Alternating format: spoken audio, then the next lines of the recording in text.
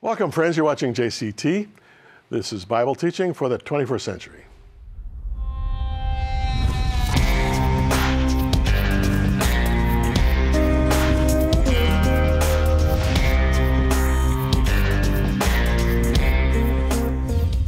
We've all had this happen to us. Someone does us wrong, and we just want to punch them in the mouth. Maybe it's just us guys. I don't know. But you want to, sometimes in traffic, right? Somebody cuts you off, and you just have a surge of anger, and you accelerate, or you blast your horn, or you shake your fist, or whatever. There is this kind of irrational urge to retaliate. Well, now in the Sermon on the Mount, Jesus is going to talk about retaliation, and what he has to say is fascinating. So hang in with us.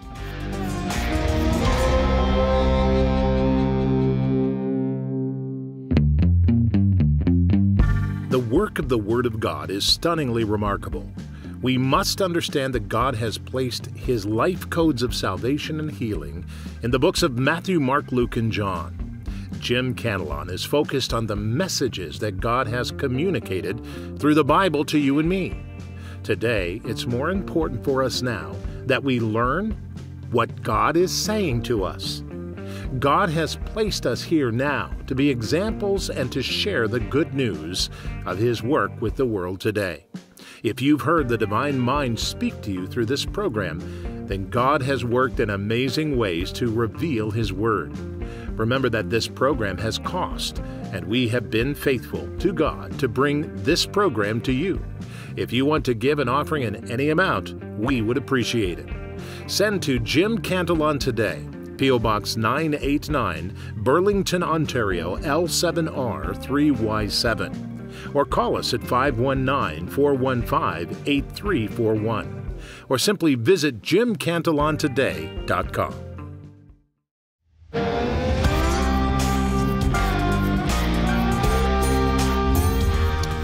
So the Sermon on the Mount continues, and Jesus is making comment about both Mosaic law and oral law. And this law, in verses 38 to 42 of Matthew 5, has to do with the law of retaliation. He says, you've heard it was said. By the way, whenever he says, you heard it was said, what's he talking about? You heard. Oral law. Oral law. Remember I told you a few shows ago, most people in those days were illiterate. They learned by memorization, not through reading. You learn by hearing, okay? You heard that it was said. An eye for an eye, a tooth for a tooth. But I tell you, not to resist an evil person, but whoever slaps you on your right cheek, turn the other to him also. If anyone wants to sue you and take away your tunic, let him have your cloak also. And whoever compels you to go 1 mile, go with him 2. Give to him who asks you, and from him who wants to borrow from you, do not turn away. Now, we all studied hyperbole in high school English. Hyperbole is emphasis or exaggeration, I should say, for the sake of emphasis. To speak in hyperbolic terms means to overstate it in order to make an impact. There are many occasions when Jesus in his teaching did this, like when he said, if your right eye offends you, pluck it out. Your right hand offends you, cut it off. This is hyperbolic. He doesn't want a bunch of dismembered disciples following him around, but he's making a profound point. Well, similarly here, he's making hyperbolic statements that nevertheless have very profound practical implication. Like when he says, don't resist an evil person. You're going to resist an evil person if he's there to shoot you, to kill you, unless you're a pacifist. You're going to resist a terrorist if you know he's a terrorist, is about to blow himself up and kill 40 people in your restaurant. If you can get him out of there with violence, you'll do it. Jesus is not saying, just roll over and be lame. But he's making a very profound point here. And so let me put it in context. Basically, he's saying tit for tat is not Christian. You hit me, I hit you back. Not Christian. An eye for an eye. That's the rule. And this is first expressed in the Code of Hammurabi, who was a Babylonian ruler back in the 2200s BC. One of the things I wanted to see the very first time I went to the British Museum in London was the Code of Hammurabi, and it's there. And I stood there in awe. It's this big black stone. It's about maybe another half a meter taller than I am. And in cuneiform, right from the very top to the bottom, are thousands and thousands of words, all written with regard to civil law. And the cuneiform was decoded, if you will, by archaeologists about 100 years ago. And so now, with their help, you can read what they said. And the eye for an eye concept is right there in the Code of Hammurabi. So it wasn't unique to Old Testament law by any stretch. Exodus chapter 21, verses 23 to 25, Exodus 21, 23 to 25, Leviticus 24, verses 19 and 20, and Deuteronomy chapter 19, verse 21. You can check those scriptures out and read a little bit about this. But here's the point. The eye for eye concept had a goal, and the goal was the limitation of vengeance. So, you know, somebody takes your eye, you can't go back at him and take both his eyes, his ears, his nose, and one of his arms, because that's an acceleration of vengeance. It's not equal. If somebody takes your eye, you take their eye back, but don't do more than that. And so the point was to limit vengeance. It was essentially, believe it or not, a law of mercy. It was a law for a judge, ultimately, to legislate, but it was a basic societal civil government standard, and it was seen as just and even humane. As nasty it would be to, you know, remove someone's eye who's taken one of your eyes out. But it was an attempt to put a limitation on lashing back and, in your fit of anger, overdoing it, even killing someone for the loss of an eye. Now, this law, though it did pertain to judges and law courts, was not really applicable to personal vendettas, because a personal vendetta always overreacts, always goes beyond the initial offense. And Jesus is making a very profound point here when he's saying, you know, don't lash back. He's trying to emphasize the fact that love, rather than justice, is our reflex as followers of Christ. And it's got to be a kind of a mature love. It's got to be a love that sees the big picture. It's got to be a love that's able to add value to someone's life when really all you want to do is hit them.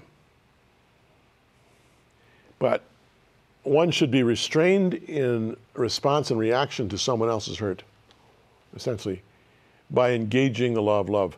And to love someone means to seek their highest good instead of yours. And the interesting thing is, you can love someone and not necessarily like them. Ever thought about that? Like later in the Sermon on the Mount, he'll call on us to love our enemies. Well, if he had called on us to like our enemies, that would have been impossible. But love essentially is volitional. It's an act of the will. And you can do the loving thing even when what you'd rather do is just strike out. Now, interestingly, when he says, whoever slaps you on your right cheek, turn the other to him also. Okay, so I'm facing you, all right? I'm going to strike you on your right cheek. Now, this is my right cheek. It's on your left side as you look at me, but so your right cheek's over here. In order to slap you on your right cheek, I have to turn my hand this way, and I hit your right cheek with the back of my hand. Boom. Now, in the Middle Eastern culture, to hit someone with the back of your right hand was the most insulting blow you could give. It showed total disdain, and worse than that, total disrespect. And if there's anything that is a cultural value in the Middle East and most African countries, it's respect. Losing face, some people would rather lose an arm than lose face. To hit someone that way with the back of your right hand is to cause them to lose face big time. So, Jesus is telling us here that a person who doesn't retaliate by an act of the will, does not retaliate, is then free from personal animosity.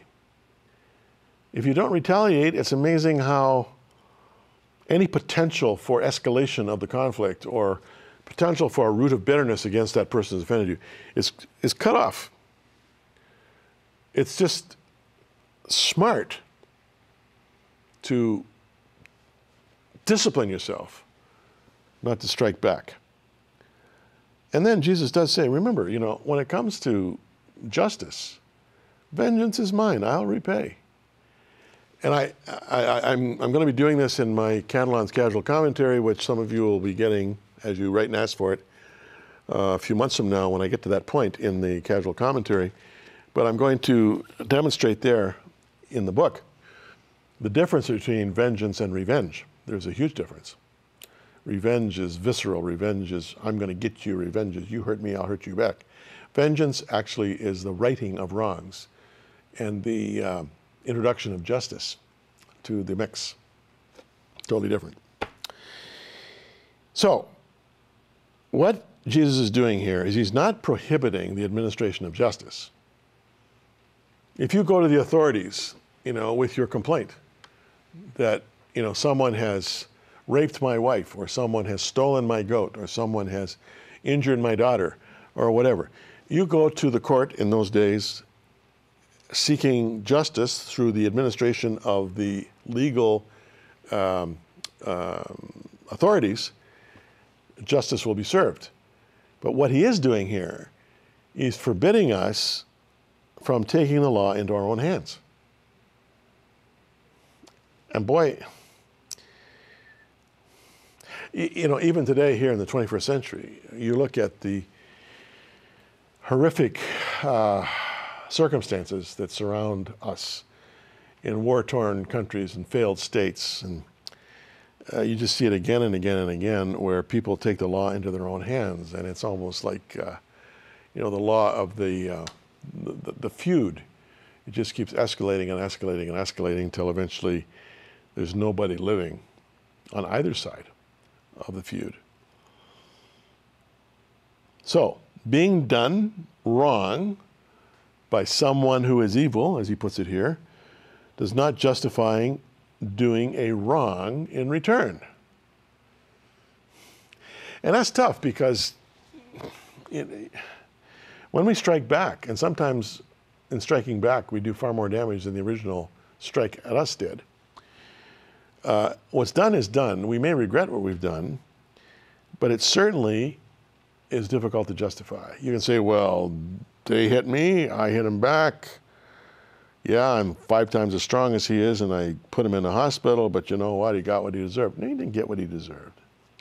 You gave him more than he deserved. You overreacted, and what's more, you should have done it in the first place. He did you a wrong, now you do him a wrong. And Jesus is saying that's not how it works. Look, he says, if anyone wants to sue you and take away your tunic, let him have your cloak also. Tunic or coat is the long undergarment made with sleeves that they would wear in those days. By the way, these in Arab cultures are called a galabiya. I used to have one or two when I lived in Israel. On a really, really hot day, you put this, it's like a dress, really. It's white cotton, long sleeves, goes right down to the ground. It's like an air conditioning system. It's a marvelous garment to wear in a hot culture. That's what he's referring to here, this long undergarment made with sleeves. He says someone is suing you for that, and he said, wow, why would anybody sue someone for that? They would sue you for that because that's all you had. If you had more than that, they'd sue you for more than that. But in many cases, it's literally the shirt off your back. All right, that's what he's saying here. And again, there's an element of hyperbole here too. Don't forget that. Someone sues you for that, give him that, and also give him your cloak. And the cloak was a garment that was worn over the coat. And the poor used that garment as their blanket at nighttime. And so if you sued someone for their coat and their cloak, you were essentially not only robbing them of their decency, but you're robbing them of their protection and their warmth at night. Pretty basic stuff. And Jesus, he's not necessarily referring to any specific instance. He's speaking hyperbolically here, but what he's saying is something as close to you as your coat and your cloak, be prepared to give it away, even if it means giving it to an evil person. And if someone compels you to go 1 mile, what's he talking about there? He's talking to people, a nation living under occupation. The Romans were the occupying power. There were soldiers everywhere, and they had the right, if they're marching somewhere, say from Jericho to Jerusalem, up the hills through the Judean wilderness, an arduous climb of about 1,500 feet or 500 meters, they could just say, hey, you, come here, and put their backpack on you and force you to carry their stuff. They could force you to be their servant, their slave, until the task was done. This was called angary, not angry, but angary, A-N-G-A-R-Y. You essentially were being co-opted by the Roman authorities to do the work of the Roman soldier. This was forced labor, essentially, is what it was. So he says, look, if you're compelled to go a mile, go with him 2. By the way, a Roman mile was a bit shorter than an English mile, but it was a big deal. And then he says, give to him who asks you, and from him who wants to borrow from you, do not turn away. Again, he is not suggesting for a minute that nephew of yours who's no good and won't get a job and keeps coming to you for money, that you should give him money all the time. If you do that, all you're doing is empowering him, enabling him in his irresponsible living. That's not what he's suggesting for a moment. He's talking about real need. He's talking about real acts of compassion where someone has been broken by life and their need is real, but it's temporary. They're not going to be chronically coming back again and again and again, trying to get more and more out of you. Don't even think that. But what he is saying here is, whether it's someone hitting you or someone impressing you for service, to carry a backpack, or someone suing you, or someone coming to you in the urgency of their need and looking for help, even though in every case you might have a reflex not to do it, Jesus is saying, try to do it. Do it as a faithful follower of mine, and your Heavenly Father will reward you. Very few African mothers ever see a doctor or midwife, yet each mother knows how fragile her child's life is. You see, 26,000 children under the age of 5 will die today because they don't have access to medical care. Your gift of $260, just $22 every month, helps stock a mobile clinic and train healthcare workers to care for young mothers and their children during pregnancy and preschool years. Join WOW Mother Care now. Protect the life of a mother and her child. Jim Cantelon has published a Bible commentary from the genealogies of Jesus Christ to the chosen disciples. This is an exclusive and amazing work on the life of Christ. From Matthew's chapter 1 to 4, this commentary is the only way to hear Jim on what Jesus Christ did and how the Lord revealed him to us, and what that means to us every day in every way. For your copy, we ask that you send your best gift to Jim Cantelon today. You can write or call or go to the website. Send to Jim Cantelon today, P.O. Box 989, Burlington, Ontario, L7R3Y7. Or call us at 519-415-8341. Or visit us at jimcantelontoday.com.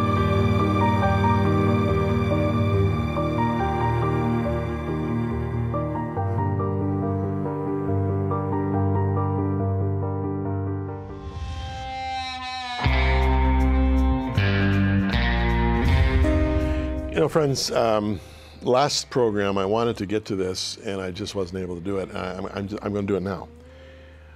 Back in verses 33 to 37, when Jesus was talking about oaths and saying, "Let your yes be yes, your no be no," I made the comment that we human beings have a tendency to telling lies.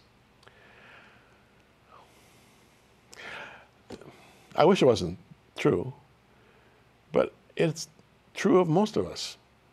If we're forced or pressed by embarrassment or a sudden discovery of secret behavior, and we're shocked and surprised by this discovery, our first reflex is to deny it. You see all of the lawsuits that seem to be proliferating these days in the news, whether it's with politicians or with celebrities. Lawsuit on lawsuit on lawsuit, and some of these are horrible accusations, especially as it relates to corruption in Brazil, corruption in parts of Africa, corruption in Russia. Once the report is made of the demonstration against the corruption or the charge of the court against the person who's been charged, it's always followed by that person denying it, right? Total, outright denial. And when pressed, they will say it's an outright lie. We even hear about dishonest news now. New term called fake news. Lies in the news. To the point where, one can despair of ever hearing the truth. I, again, as a pastor, have had to stick handle through more family discord and dysfunction because of lying than maybe anything else. We lie to protect ourselves, right? Sometimes we lie to cover our tracks, yes.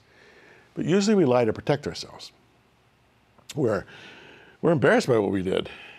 We know what we did was wrong, and we were quite happy as long as it wasn't discovered, but as soon as it's discovered, then suddenly, we're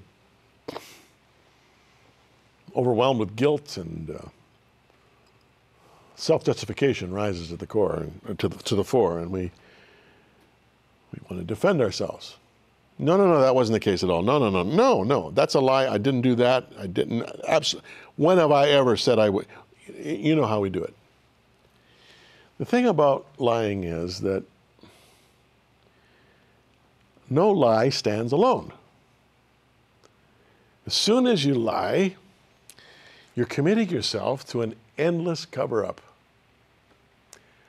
A cover-up that could last a lifetime.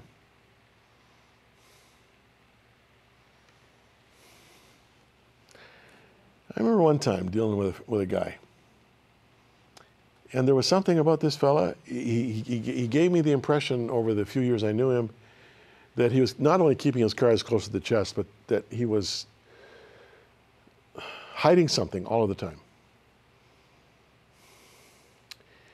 And I'm his pastor. I have no right to probe, and I've got to take people at face value. And until such time as they come to me with an issue that they want to reveal to me in confidence, I'm not going to impose on them. In this case, it didn't really come to the fore until he was on his deathbed.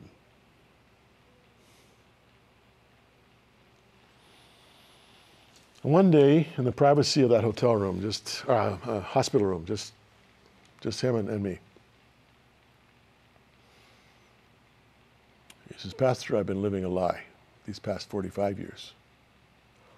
45 years. And he says, it's a horrible lie. I'm so ashamed, I'm so embarrassed. I've lived with the weight of it for decades. Even yet, I don't know what I can do about it." And he confessed to me that he was a bigamist and he had 2 families. And neither wife or family knew of the other's existence. He had been so adept at hiding the truth from both sides. The only one ultimately who suffered was the bigamist himself. He knew it was wrong, and he knew before he died he would have to reveal it to both wives and to children from both wives. He had no idea what havoc it would wreak, but he knew that he could not go to his grave without that lie being revealed. Well, he did reveal it, and the fallout is being felt to this day, years later. It's a good thing to remember, friends. A lie is the beginning of a slippery slope that will spiral downward and downward and downward and will never come back until you confront the truth, own up to what you've done, ask for forgiveness, and repent. And to repent means to change your direction and act in a whole new way that will demonstrate to those that you have sinned against that indeed old things have passed away and all things have become new. Avoid lying like the plague.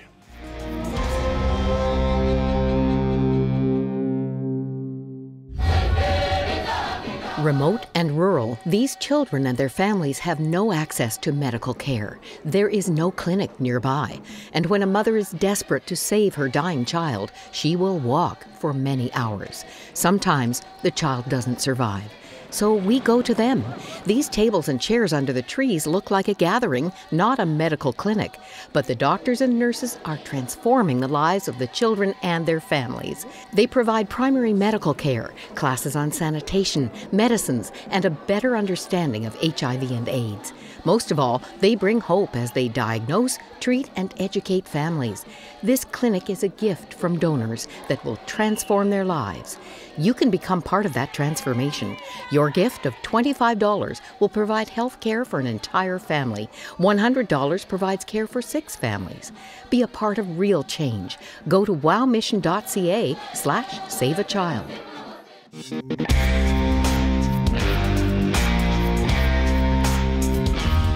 Friends, I really appreciate the fact that you're there. You know, it'd be pretty vacuous of me to be teaching into the air without someone like you watching and hearing and receiving what I'm saying. It's a two-way street. A part of my adding value to you is this, Cantelon's Casual Commentary. It fills in the blanks. I can only touch so much in a verbal commentary in a short period of time we have. This is a fuller treatment, and I'll be sending one of these every 4 to 6 weeks to those of you who call, email, or ask.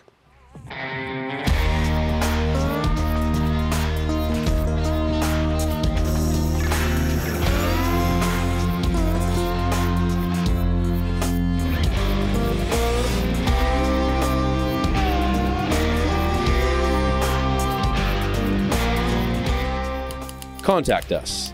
Jim Cantelon today. P.O. Box 989, Burlington, Ontario, L7R 3Y7. If you're sending a check, make it payable to Jim Cantelon today. Or visit us online at jimcantelontoday.com and click Support.